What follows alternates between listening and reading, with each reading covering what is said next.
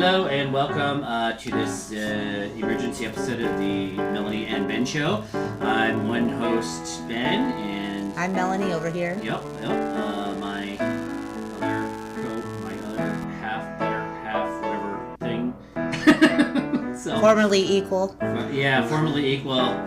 My slave wife is here with me now. Second-class citizen who no longer has control over her own body. And, we're here to talk about the decision of the Supreme Court. Today is Friday, June 24th, officially 2022. It officially came out that the Supreme Court, they released a decision. They did overturn Roe V. Wade. It's gone. So now it's up to each state to decide whether the woman has the right to an abortion or not. And all of the rules there about that, basically all reproductive health freedom is governed now by the states. So yeah, we just wanted to quickly talk about that a bit if we could. We've been reading, Melanie has been reading more than I have, but we've been both reading about it a lot today. I guess the first thing I wanted to say was just that I feel like in a way the Republicans have got what they wanted for 40 years. I guess the plan has been for 40 years. This basically it was like, the original ruling was in 71 or something like that? Yeah, so it basically took about 50 years for them to get this. They finally did, and it took 40 years of planning. Trump actually was the one who really did it. I guess that I feel, and I've said this before, and I've actually read this comment on Reddit as well. Now today, actually, I read a comment that said the same thing. Is this like the dog that caught the car? I feel like the Republicans just are not probably quite aware of what they just did. And I feel like they might be in the next few coming days here. But holy motherfucking shit. It's like they just opened a gaping hellmaw. They just burned their party. They just burned their party to the ground for any of the regular conservatives that are there's. They don't understand how little a minority I think they are. That's what I'm trying to say. Thank you. People that actually want this to happen. Yep. They're definitely not not in any kind of majority. Now, actually, the Democrats, I feel, have a very good chance in November of winning many elections because they're going to get their asses out to vote. We just got to try not to burn down the entire system first, which I'm sure is in the mind of many.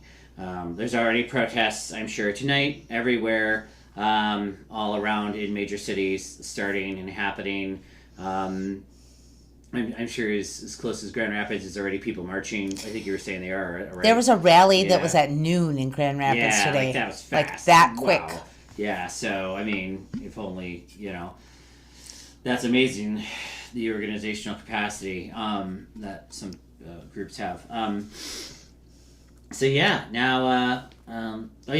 I just want to say, for anybody who hasn't, go ahead and check out the book Seder House Rules from your local library. That's an excellent one. I have read it, and I also enjoyed the movie with Tobey Maguire too. That was not as good as the book, but it was good. So, that was a very good book. That's definitely relevant. Sorry, I feel like that should be required reading. Cider House Rules for people in school, and I'm starting to think a lot of the people that are making the rules for the rest of us did not. Maybe I was gonna say, isn't it almost required reading? I don't remember when the hell I read that, but it felt like it was in school at some point. Yeah. I'm like, I don't know. I guess it probably wasn't required, but Anyway, so this is where we're back to. We're back to the Cider House Rules time period, which is what the 50s or 40s or whatever the hell, and the old-timey days, the 30s, the black and white days. Yeah, and I mean, there's an article in the New Yorker that came out today that was titled, "We're not going back to the time before Roe, we're going somewhere worse." Yeah. This is not exactly like when Roe v. Wade came about in the first place in the women's rights movement back then. This is wholly more complicated now. Well, I mean, I think the fear really is that this is more like The Handmaid's Tale. It's going to... This is like a takeover of government. It's not limited to Roe v. Wade.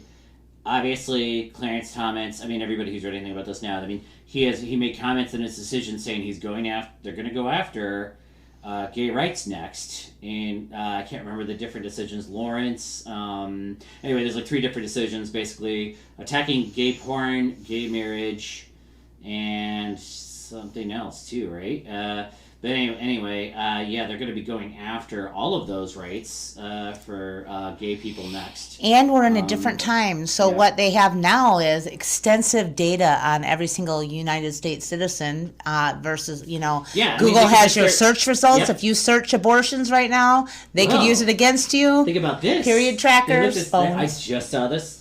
What if you looked up gay porn? Exactly. Boom. Guess what? Gestapo arrives at your house. Right. Yeah, they know. This is the difference. This is more of a surveillance state and now. They've actually found something. I mean, what do they consider to be, oh yeah, sodomy would be illegal. Yep. Gay marriage, sodomy, and gay porn. So whatever they consider to be sodomy, this is all that. We're going to all down the road. All down the road. Maybe we're fear mongering. It doesn't appear as if we're fear mongering. This is at this point because he actually said it in his decision that this was his goal. And it isn't far from taking away abortion rights to taking away the right to contraceptive at all. Goodbye condoms and RU486 and every other IUDs. That's murder. You could be charged for murder depending on the state you're in. I think depending on the state. Yeah. I'm not disagreeing with you. I think that it's hard to imagine a lot of that draconian happening in Michigan. You, as a woman, is. Sorry, I interrupted you. I'm sorry. No. Go ahead. Yep. As a woman, if you are miscarrying, you're in danger. If your body is actually miscarrying, you're going to have to prove beyond a reasonable doubt that it was a medical miscarriage and you didn't take something or do something to cause it and be charged with murder. Just read an article about that too. Yeah. In fact, that's what happened in Ireland to legalize abortion. There was a nationwide protest. I just read something about that. In 2012, they legalized. Not in 2012. I'd say 2018 they legalized abortion. It took years, but there was a massive nationwide movement because a woman miscarried, and the dead fetus was inside of her body, right, and it caused her body to go into septic shock, and she died. And there's nothing she could do. And she was a doctor, actually, and no one would. They wouldn't touch it, and so she died, and then that caused a nationwide outrage in Ireland. In Ireland, the most Catholic of all countries, basically, except for maybe the Vatican, I don't know, like that. They actually legalized abortion, because it's just terrifying. And now, yeah, you're right. There's some states now where that's going to be the case. Women are going to be miscarrying, and no doctor. They're going to be afraid to go to prison. I mean, the doctors are going to be afraid to go to prison if they touch it with a 10-foot pole. They're going to be like, oh no. So yeah, we got to get out there. People need to organize. Michael Moore is calling for a mass movements on his podcast, the podcast. I mean, everybody's calling for mass movements and mass organization, mobilization now. Let's get down to business for Michigan, though. I have friends in the Anishinaabe Democratic Caucus for the state of Michigan, and they are promoting signing this petition. What's it called? Reproductive Freedom for All. It's a petition in the state of Michigan to change the Constitution of Michigan to make reproductive rights. And I think that's the key. Permanent. Yeah. And the deadline for signing this and sending the signature in is June 30th. She just texted me back because I checked it. And they're going to have if you go on and look up Reproductive Freedom for All, you can find places. You have to be a registered voter. You have to sign it in person. It's not an online petition. So you have to go to the places that are around the state to do that in person. So check for your town. This is very important. You need to go to rallies. We need to do all kinds of things. I mean, I don't even know. It's a slippery slope. I mean, we can talk about historically how slippery of a slope this is. Well, yeah, like we were just saying, we're going right down the list here of all the other rights that they're going to try to curtail. Apparently, rights are not just something that's something that none of us have really had to deal with, I think, in our lifetimes since the 60s and 70s. I mean, not before, way before I was born, and way before you were born, right? We've just taken these rights for granted, and now it's like, well, you could give rights to people, but you can take them away. You know, like if you could take away this Roe v. Wade right, you could take away the right to vote, the right to own property. You know, you could take away these rights. You know, and I think if you believe in the original intent of the Constitution, like many of the Supreme Court justices do, the very original, you know, really, if once they just whittle it down to the basic core, it's white landed gentry. You know, like that white men have freedoms. Yeah, have freedom. White men who own property are the only people really that can even have rights. Everybody else just sort of gets a suggestion box, and that's not even that. If they're allowed to even, you know, like if they're allowed to even read, so that's basically that's where we're at. Yeah, these rights can just sort of go back. Yeah, and the surveillance nature of this situation now, because everything you look up on Google is tracked, everything you buy online is tracked. Movies you watch, things you say you like on Facebook. I mean, they know who your friends are, where you travel with your phones. You have to depend on the benevolence of our technological overlords. Yeah. You know, and that's just really scary. We're really all just really depending on like, oh God, I hope Mark Zuckerberg does the right thing with my data. You know, and like you just like it doesn't turn it over to the government. And maybe he won't. You know, maybe he won't, but maybe somebody else will. You know, maybe Google will and Facebook won't, or Facebook will and Google. You know, I don't know. We just have to just pray and hope that the massive, those corporations are the biggest ones ever in the history of the world. And we just have to hope that they do the right thing, that they have some sort of ethics. They would claim that they do, but I think really when it comes down to it, I think they're interested in money over ethics. So obviously that's their main goal. So they have ethics to a point. If the government, though, is going to say, like, okay, give us all your information or we're going to break you up. But I don't know, maybe that's all the point anyway. I mean, in reality, the government probably does already have illegal access to all of that information. Sure. But go ahead. Yeah. I would like to point out that in our lifetime, the first time I ever saw any of our rights go out the window was after 9/11. We gave away freely as the American people our rights to privacy, and that's where the surveillance stuff came from. Know. You're right. And then we never passed laws on restricting anything having to do with the internet, surveillance data wise. I mean, we never. I think it was contentious at the beginning. I think that the government wanted access to everything on the internet. I think at first, like in 1999 or whatever, they didn't necessarily have it. But after September 11th, they just got full access to everything. You know, like that just ended the debate. They just were like, "Oh, we're going to give you everything now." So really, the government has access, but I think it's only legally speaking, for the purpose of counterterrorism. So they would argue that it's, you know, I mean, I think the argument there, it's probably only like international information that they have access to legally. Obviously, they have access to all domestic phone calls and emails and everything like that too. It's just I'm not sure what the legality. It's not like they can just use that information necessarily to get you legally because they'd have to say how they came by it. Of course, then again, if we become like a police state that's run by, you know, religious fanatics, I don't think they'll give a shit about the legality of any of it. I don't think so. So that's true. That's true. I mean, the worst case scenario at this point, if we obviously become a police state run by religious fanatics, like in The Handmaid's Tale, they're gonna go through everything you've ever done. Get ready, men, because some other man's gonna fuck your wife. Basically, watch the show. Hope you never looked up any kind of, you know, anything that was too risque. Yeah, that too. For the Christian movement, you know, anything with a penis. I've talked to lots of women about this. I mean, just today even, and like, this is not about babies.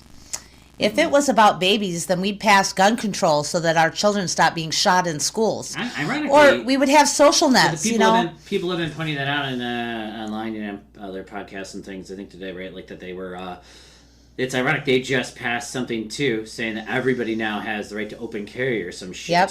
You know, so in a way, it's like it's perfectly fine to just like blow each other away as adults and kill each other, life is not really sacred at all. Nope. Like adult life, or not even adult, just after you're born life. Only when you're a fetus. Once that baby's born, you give it a handgun and let it blow anybody away. If it feels slightly insecure about anything, it can just shoot anybody.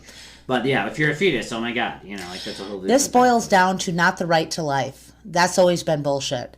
It boils down to the control of women. Well, I think taking of rights from women to making us less than men. That's what this is about. They're using it for that purpose.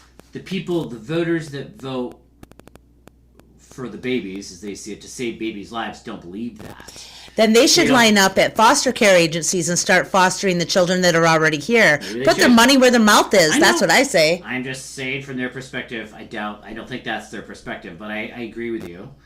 You're right. Because we're going to have I'm a liberal. I don't have a uterus anymore, and I put my money where my mouth is. I really have my doubts too.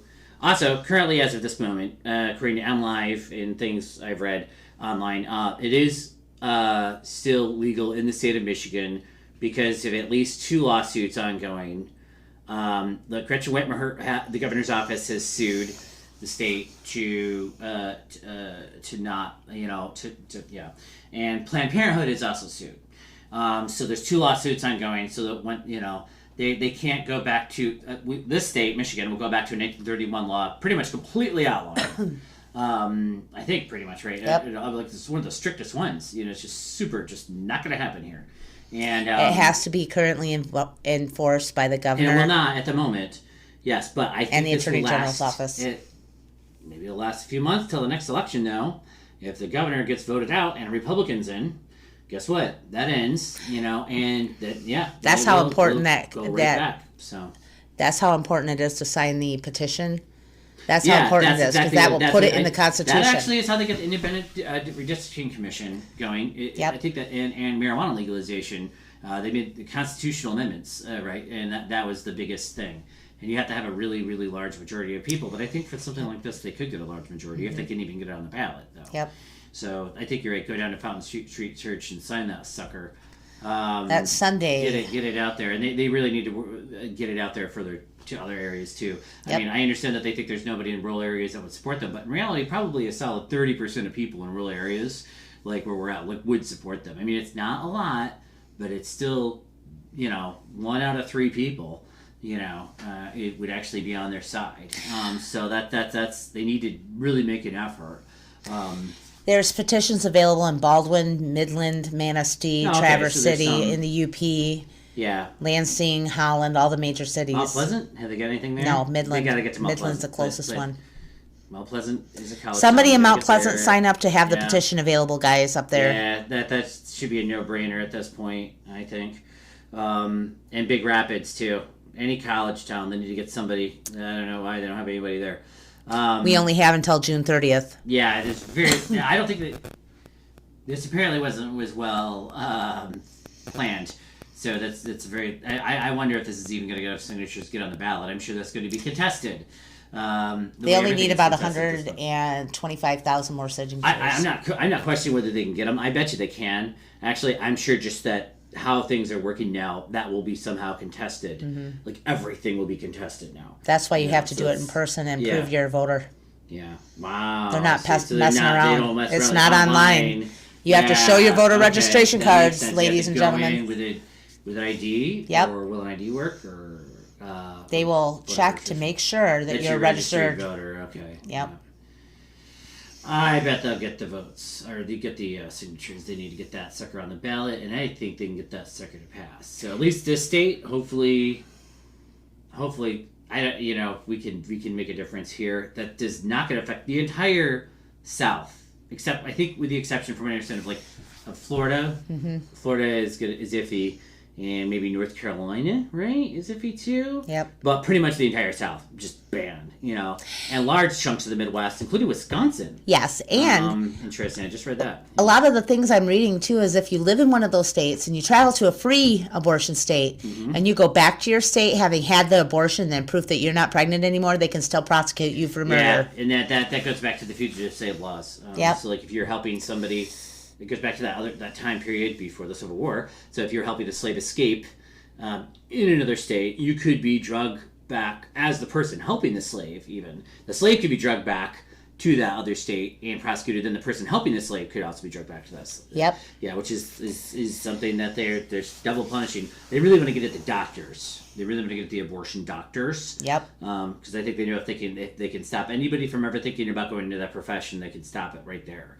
So, and that's yeah. And like the New Yorker article was saying, that, like, again, I'm going to say this again, just for women out there that do still have uteruses. If you're looking up things about how to get rid of pregnancies or abortion or natural remedies or places you can do it outside of it, you could be prosecuted. Those things are, the data is available, and if the government decides that they can match data, then that is an issue. So I would delete your period trackers now. Get rid of the apps. Mm-hmm. Don't look up anything. Go to the library. Yeah, they can't track what book you read if you're standing there reading it and don't check it out, let's just say. Are we fear-mongering? No. Are we fear-mongering? I don't believe so. I hate to be that person. I don't think so, because legitimate news sources with actual facts are saying the same thing. Okay. The New Yorker isn't a joke. They were not, probably. No. I agree. The other thing, too, I wanted to bring up was also in the New Yorker, and it was about a study that was done a while ago that was the perfect answer to anybody that was pro-life. And the study was called the Turnaway Study, where they followed women who had abortions and who were denied abortions for 5 years. And let me tell you, the women who had to have the babies had higher rates of mental illness and death and suicide rates and every other thing. And you can go on there and look it up. It's called the Turnaway Study. Turnaway Study. Yeah. So people often say that if you have an abortion, it's an emotional impact. Drive you into depression and every other thing, and that is not true. We don't have social safety nets here. So if you have a child, if you have a fourth or fifth child that you can't afford because you're forced to have it, there's no safety net. Nobody wants welfare. You're supposed to be working 80 hours a week. Right. Wow. There's no parental leave that's paid. Guaranteed preschool. None of that. I'm just going to pause this for a second. We'll be right back.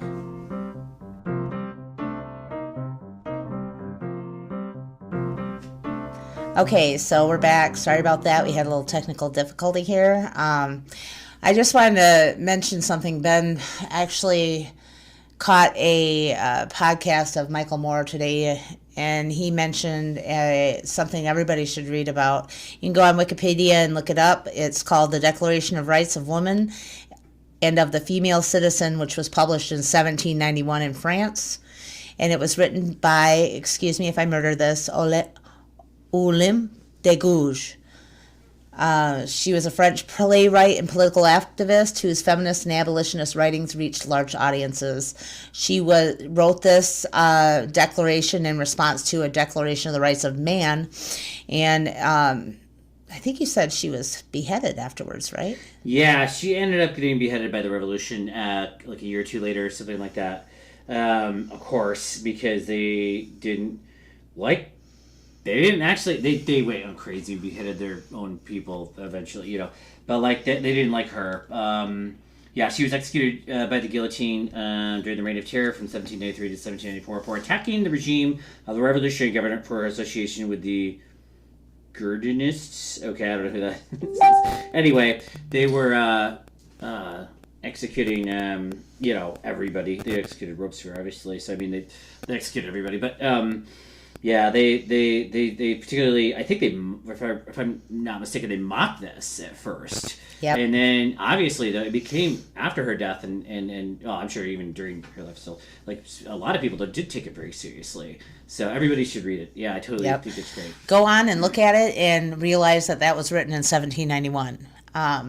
Yeah, and that's something Michael Moore was pointing out in his podcast.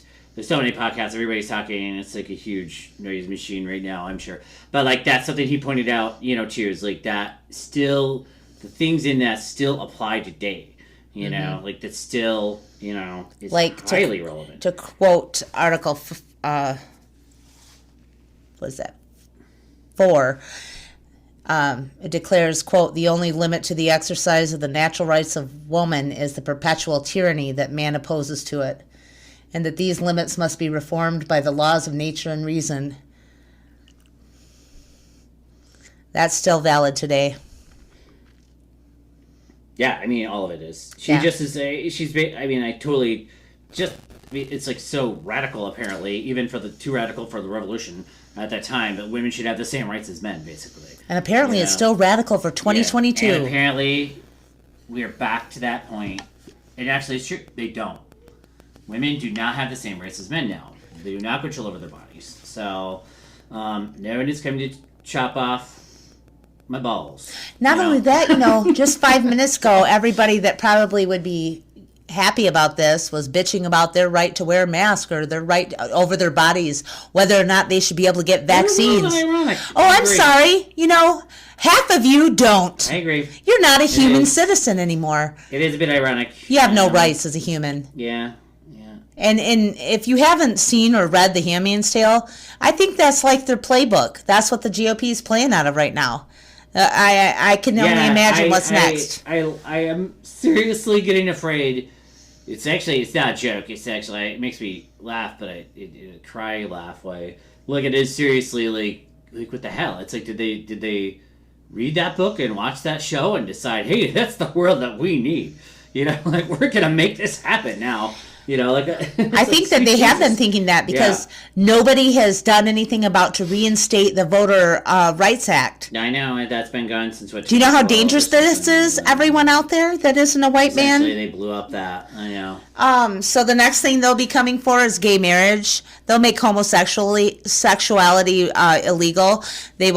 Sodomy will be illegal for anyone who does it, including you other men that like to do that kind of thing, that are not homosexual. And porn, gay porn, women's right to vote, minority rights to vote and own property, rights to your children in a divorce situation. I mean, this can go really far. I've read all of those things within today in major news outlets that mentioned this, that have mentioned those very things. Yeah, it all can happen. I think that's the big takeaway. That's the irony of these women that support this. That's all the rights that we have been given and taken for granted over the last 100 years. Really, they can be vaporized. Like that's something I think that I've always taken for granted without even thinking about it, and it's probably fairly easy for me, a white male cisgendered person. Like, just really easy for me just to take that shit for granted. And, but yeah, they could just easily boom. It's like, oh, you don't even own land. That's a voting requirement now. Sorry. Mm-hmm. Like that, you can't vote. Like we have to do a physical test to see if you have a penis before you can vote on land. Or we have to do a reading test. We have to do a... literacy test, a jumping jack test to make sure you're physically... They could add any voting requirements they want, really. That's not a joke. It's terrifying. But it's anyway. That's all rubbish, really. That's just speculation. I mean, you don't even need to speculate now. It's like literally illegal. There's all these trigger laws that took effect in many states. Literally, it's illegal now in like pretty much 30 states or some shit. Yep. I know that they're like I think we were just talking about this anyway when we took a break, but I think like in Wisconsin, I was like accidentally reading Wisconsin Reddit thread about it. There's people volunteering to drive people to Chicago, for quote unquote sightseeing, or something, but that's where we're at now. Chicago basically is going to be one of the last bastions in all of the surrounding area where people could actually go for this. As it turns out. So, yeah. Wow. I never really thought I would have ever even seen anything like this in my lifetime. So, me either. Yeah. And it's terrifying for me because I'm a parent of both sexes, and both of them can be harmed by laws like this. I mean, the slippery slope.